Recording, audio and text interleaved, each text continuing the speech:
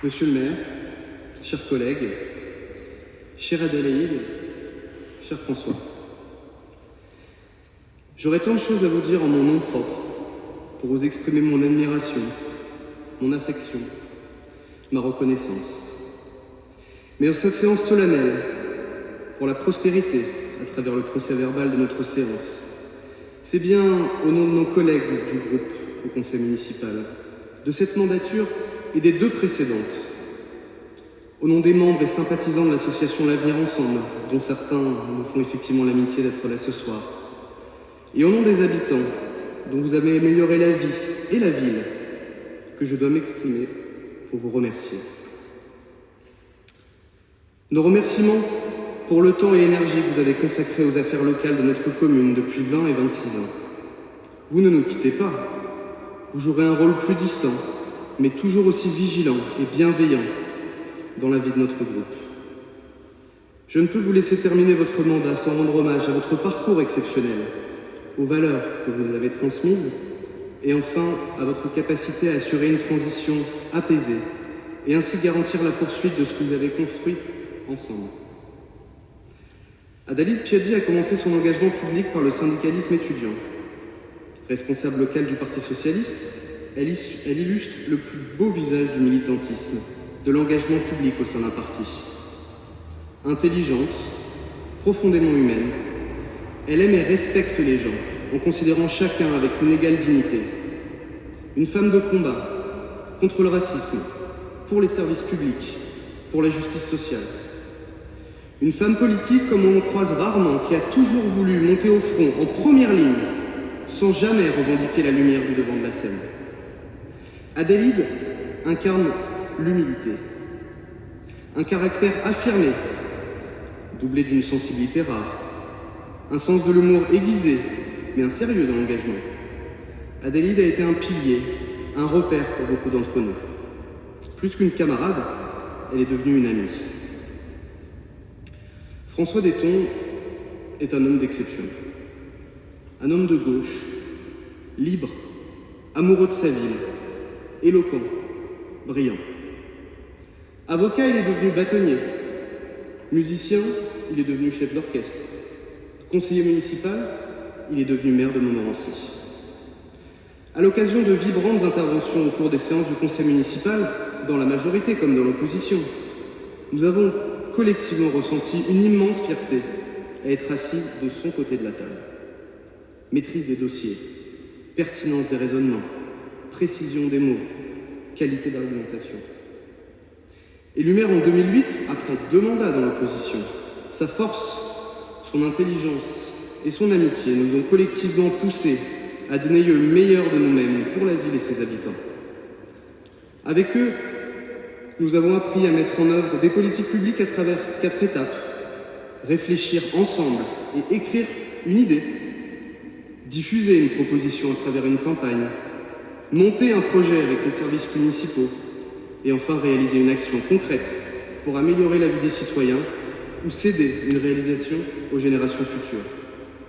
Le quartier de l'Europe et ses jardins en bas de la ville, le cinéma et l'espace Lucie Aubrac au centre, le City Stade et la rénovation de la MLC au nord de la ville. Au-delà de votre parcours qui nous a tous inspirés, vous nous avez transmis des principes, une méthode, des valeurs. Des principes avec l'intégrité. Cette idée selon laquelle la politique nous oblige par une exemplarité absolue et qu'un mandat impose plus de devoirs que de droits.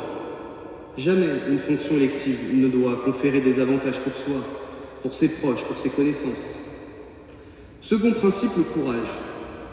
Nous l'avons constaté avec Adélaïde, la militante, qui se lève plus tôt pour tracter à la gare le matin, qui se couche plus tard le soir pour des réunions, des porte-à-porte, des collages, pour défendre les plus démunis, sans jamais chercher à être remercié ni valorisé pour ça.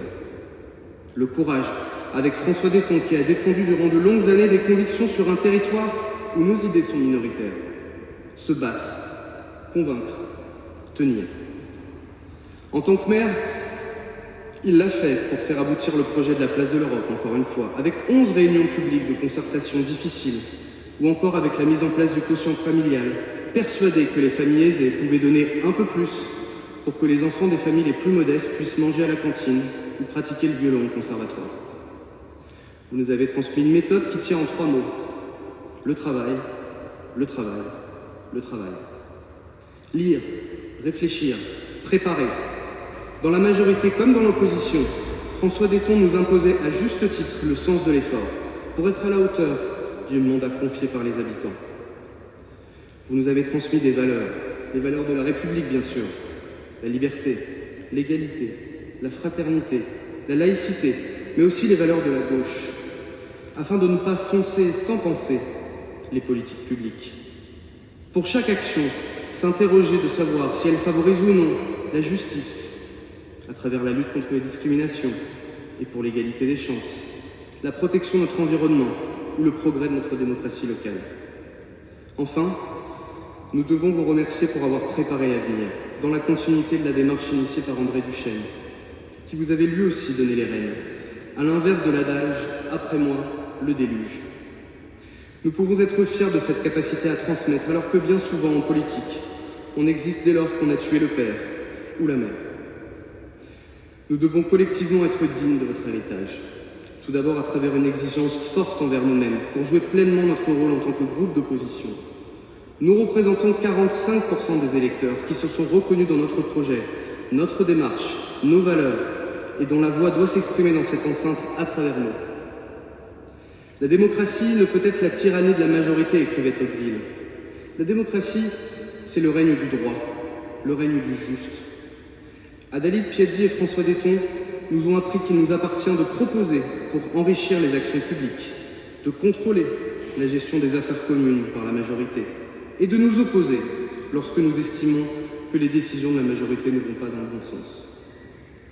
Suite à la confiance que m'ont témoigné nos collègues élus, Martine Chanel, Bruno Boutron, Pascal Bohème, Hélène Bonnet et nos futurs collègues Yves Zully et Charles Duchesne, il m'appartiendra demain de maintenir et de développer la fraternité d'une équipe qui s'étend bien au-delà des élus. Une équipe qui travaille et bataille dans la joie, le respect et l'écoute. Je formule ici l'engagement de faire tout mon possible pour perpétuer cette vision de l'engagement local et d'atteindre votre niveau d'excellence pour la ville et ses habitants. Vive François Dayton, vive Adélaïde, vive l'avenir ensemble, vive Montmorency.